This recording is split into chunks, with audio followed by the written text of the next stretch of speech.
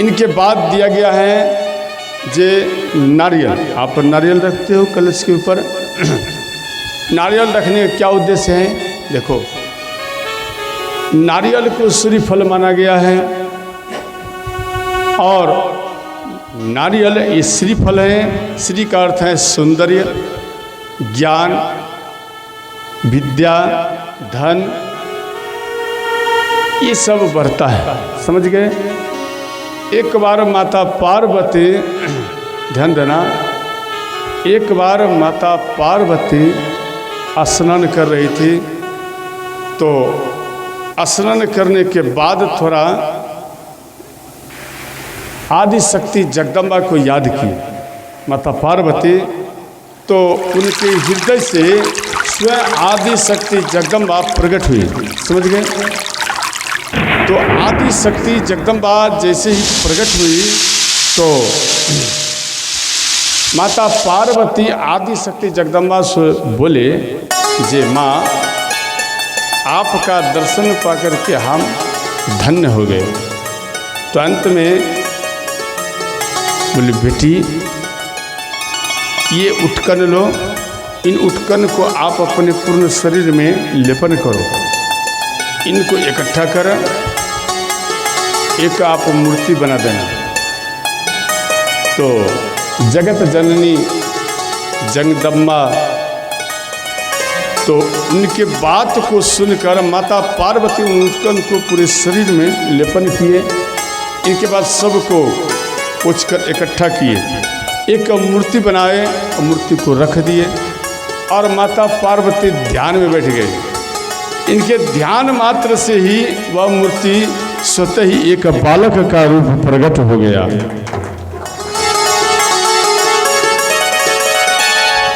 जब बालक का रूप प्रकट हो गया, माता ध्यान में है, तो बालक करे, माँ माँ जागो माँ। इन बात को सुन करके माता पार्वती खुश हो गई। तो अंत में उनका नाम रखे गणेश। बोले, पुत्र गणेश, आप ऐसा करो, आप मेन दरवाजे पर बैठे रहना, कोई भी व्यक्ति आवे उसे आप अंदर मत आने देना। तो माता पार्वती स्नान करने के लिए गई और यम का अस्त्र उनको दिए। श्री गणेश जी ठीक दरवाजे पर आकर, गेट के दरवाजे पर वो खड़े रहे। तो भगवान भोलेनाथ ठीक उसी समय आए। भगवान भोलेनाथ अंदर प्रवेश करना चाह रहे थे, तो वहाँ पर उनको मना किए कि आप अंदर नहीं जा सकते। बोले, क्यों? बोले, माता का आदेश है। तो वहाँ पर भगवान शिव हट किए, तो श्री गणेश जी ये भी हट किए, तो श्री भगवान भोलेनाथ पुनः वापस चले गए। ये कई अन्य गणों को भेजे और श्री गणेश जी से युद्ध करने लगे। श्री गणेश जी हर देवताओं को उनके अनुसार उत्तर दिए। इनके बाद स्वयं ब्रह्मा जी आए, वो भी युद्ध किए, वो भी हार गए। स्वयं वैकुंठनाथ विष्णु भगवान वो भी आए, वो भी हार गए। तो अंत में स्वयं भगवान भोलेनाथ आए और वो आकर इनसे युद्ध करने लगे। तो भगवान शिव जब युद्ध करने लगे इन दोनों का युद्ध देखकर श्री गणेश और भगवान शिव के युद्ध को देख करके जितना भी संसार में देवी देवता हैं ये सब आकाश मार्ग द्वारा इस सब लीला को देख रहे हैं। तो अंत में भगवान शिव भगवान विश्वकर्मा को याद किए, हे भगवान विश्वकर्मा आप ऐसा करो, आप हमें वो तीव्र त्रिशूल प्रदान करो जिससे कि हम इन बालकों का सिर छेदन कर सकें।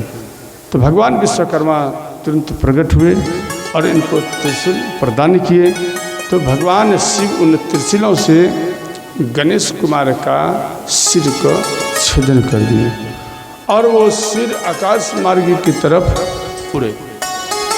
तो श्री गणेश जी माँ माँ कहकर पुकारने लगे, माँ हमें बचाओ, माँ माँ हमें बचाओ।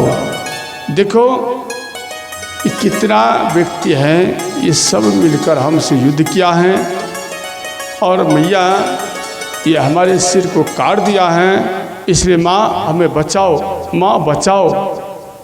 तो अपने नयन से श्री गणेश जी सभी देवी देवताओं का दर्शन किए अपने नयनों से और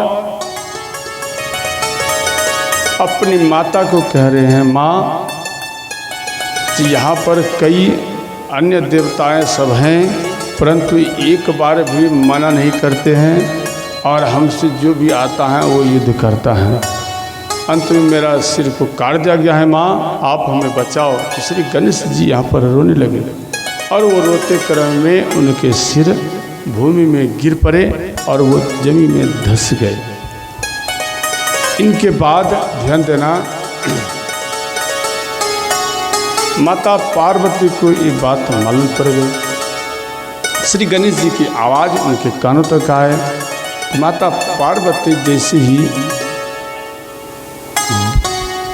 श्री गणेश जी के शरीर को देखे तो माता पार्वती क्रोधित में आई। ध्यान देना, तो ये कई रूप अपना रूप प्रकट किए। तो क्रोध रूप में इन सब का क्रोध देख करके विष्णु भगवान सब भयभीत हो गए, भगवान शिव जी भी भयभीत हो गए, भाई इतना रूप धारण कर लिया है। तो अब सब कोई आस्तुति करके माता दुर्गा, माता काली, माता जगदम्बा, जितना भी माताएं हैं सब प्रकट हो गई हैं, माता ब्रह्मचारिणी, ये सब को शांत करने लगे। देवता सर आस्तुति कर, विनती कर, इनको शांत करने लगे। तो अंत में विष्णु भगवान को बोला गया, भगवान शिव बोले कि हे नाथ आप ही कुछ ऐसा करो जे इनके सिर लगाना जाए, यानी उन बालकों को सिर लगाना जाए। तो विष्णु भगवान ये चले ढूंढने के लिए, भाई किसी का सिर तो चाहिए। तो उत्तर दक्षिण सोया हुआ था हाथनी अपने बालकों को लेकर, परंतु वो हाथनी अपने बालकों के सीने में ना रखकर, पहले तो सीने में था तो वहाँ पर काटने का प्रयत्न किए। फिर मन में विष्णु भगवान सोचे, भाई एक बालक का सिर कट चुका है तो इतना बाधा आ गया है, अब मानो दूसरे बच्चे का काटेंगे तो कहीं दूसरा भी बाधा न पहुँच जाए, इसलिए विष्णु भगवान थोड़ा देर इंतजार किए। तो हाथनी जैसे ही पलटी तो बालक अकेला पड़ गया। इनके बाद उनके सिर को काट लिया गया और श्री गणेश जी के मुख में यानी शरीर में उनको भगवान विश्वकर्मा द्वारा उनको सर्जन किया गया, अर्थात उसको मिला दिया गया। बोले सिद्धिदाता गणेश भगवान की जय। तो ध्यान देना, सब देवता मिलकर उनको आशीर्वाद दिए जब प्रथम पूज्य होगा। तो इनके बाद अब यहाँ पर एक प्रश्न उठता है, भाई सिर काट के पुनः लगा सकते हैं तो जो सिर कट गया था वो क्यों नहीं लगाए? ये भी तो प्रश्न कर सकते हैं, बोलो कर सकते हैं या नहीं? जब आप किसी का सिर को काट सकते हैं, पुनः दूसरे शरीर में लगा सकते हैं, तो उनके शरीर का जो सिर था वो भी तो आप लगा सकते थे, उसको क्यों नहीं लगाए?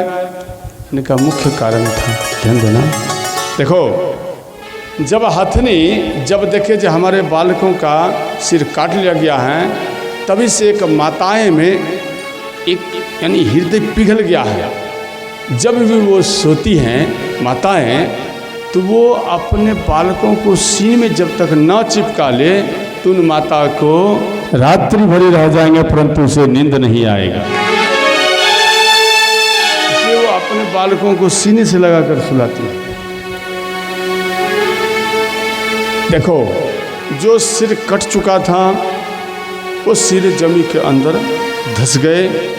इधर कई प्रकार से वर्णन हुआ, समय लगा, क्योंकि माता पार्वती को मनाने में थोड़ा समय लग गया। तो इधर वो जो सिर थे वो एक पेड़ का रूप धारण किए। वो पेड़ था नारियल का, समझ गए? वो पेड़ नारियल प्रकट हुए, तो उसमें नारियल, ध्यान देना, तो वो नारियल जब फल होता है नारियल, तो वो नारियल कलश में दिया जाता है।